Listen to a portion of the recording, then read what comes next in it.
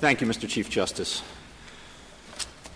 Congress confronted a grave problem when it enacted the Affordable Care Act. The 40 million Americans who can't get health insurance and suffer often very terrible consequences. Now, we agree, I think, everyone arguing this case agrees that Congress could remedy that problem by imposing an insurance requirement at the point of sale. That won't work. The reason it won't work is because people will still show up at the hospital or at their physician's office seeking care without insurance, causing the cost-shifting problem. And Mr. Clement's suggestion that they can be signed up for a high-risk pool at that point is utterly unrealistic. Think about how much it would cost to get the insurance when you are at the hospital or at the doctor.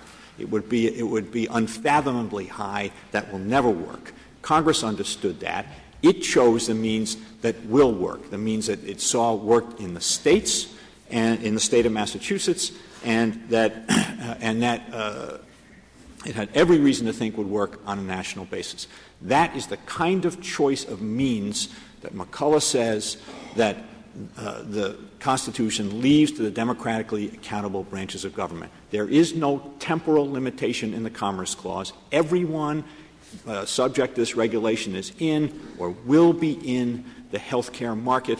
They're just being regulated in advance. That's exactly the kind of thing that ought to be left to the judgment of Congress and the democratically accountable branches of government.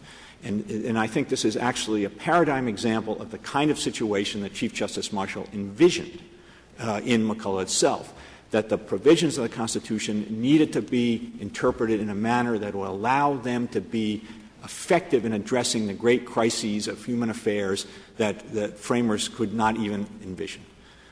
But if there's any doubt about that under the Commerce Clause, then I urge this Court to uphold the minimum coverage provision as an exercise of the taxing power.